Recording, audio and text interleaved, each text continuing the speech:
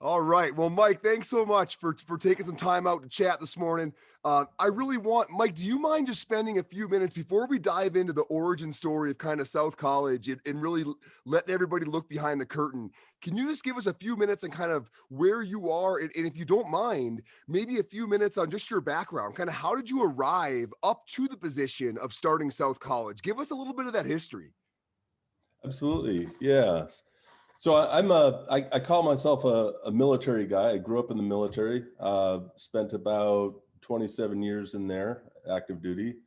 About 20 of them were as a physical therapist. Okay. And towards the end of my career as a military officer, I really got into academia.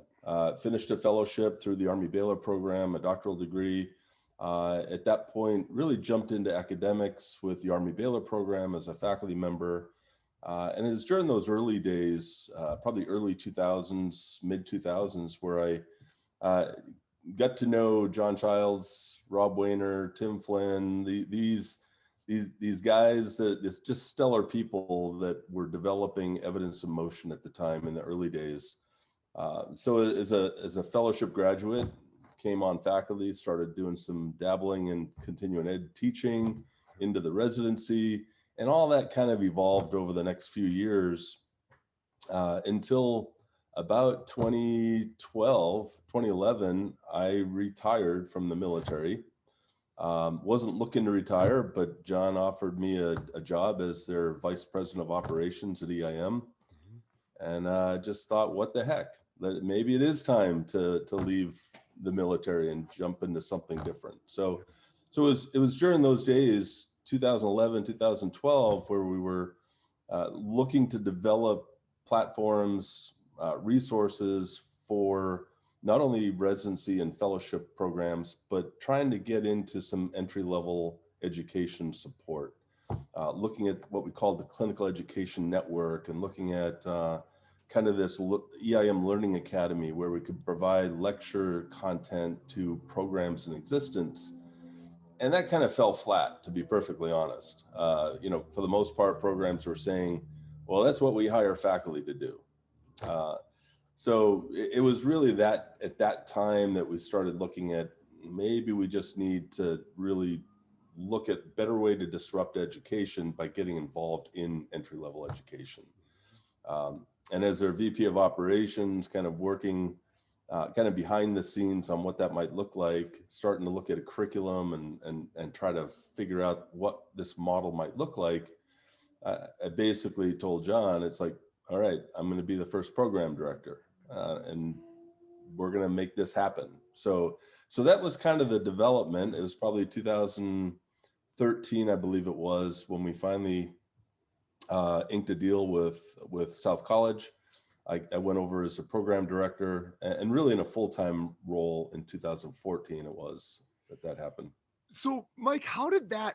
So I can see you all chatting about this and saying we've got to go about a different way. I mean, to me, the idea of starting a university is so insurmountable. How did you how did this idea evolve to, hey, let's partner with these other schools? And what was that first approach like? Because I mean, you all must have walked into South College. There's really no history of showing success in this model.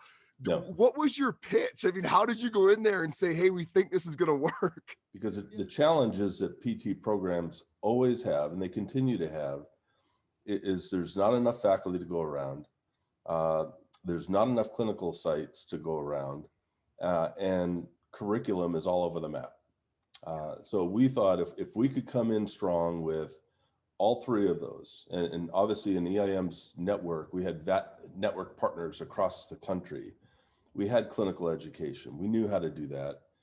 Obviously, we can get faculty. We had no doubt that we could hire faculty.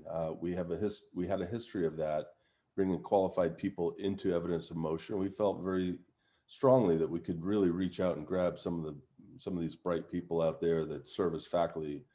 And then finally, the curriculum that took a little work.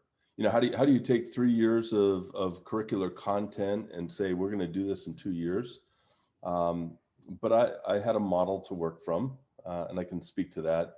But really, we felt very strongly that we had all the pieces together where we could be successful in this So model. Mike, when you all were sitting there saying we've got to change DPT education, and you were kind of looking at DPT education, those were your big things. So number one, the curriculum is all over the map, and no matter what DPT school you go to, Right. the clinical sites are oftentimes very scarce. And certainly not standardized quality wise. And then program duration, was that one area you thought was really important, or did you wind up kind of condensing the curriculum as you were developing South, or did you know going in we've got to get this down to a shorter time frame? And was that to eliminate debt? Was that for other reasons? What was the impetus there? Yes, that was, I will say that was an air, we were ready to fall on our sword over that. That was Okay. a mandatory, we are going to do a 2-year DPT program. It is going to be a hybrid model. And those, honestly, those were the components we built this program around. Yep. Never, I think at one point we thought we might have to move into an additional semester because of CAPT requirements. But honestly, once I was able to navigate that hurdle, Yeah. we were back to 2 years at full force. Yeah. And yes, the impetus was always, we have to reduce the debt load on students. We have to figure out how do we get students into and through and out of DPT education in a way that truly prepares them as entry-level clinicians, but also does it in a way that reduces their debt load, gets them into the workforce sooner so they can start paying off that debt sooner. So the long-term effect of that debt is less when you really look at that 3rd-year potential of getting into the workforce. So, Mike, that speaks a lot to the accelerated nature of the program, and kind of the origins behind it, and how it evolved and how it's trying to be maintained. The other crazy thing about South College that must have at least seemed crazy back then was the moment you all said, and by the way, the students might not live here. So we're going to do this with a flipped classroom model where people are going to be able to live wherever they live, and they're going to fly in for these huge labs, right? For 2 weeks, we're going to hammer all of our hands-on skills. Then folks are going to be able to fly home, learn all that didactic. I have a hard time picturing you all pitching that to South College, to CAPT. What was the genesis of that? Why did it not become an on-site program? What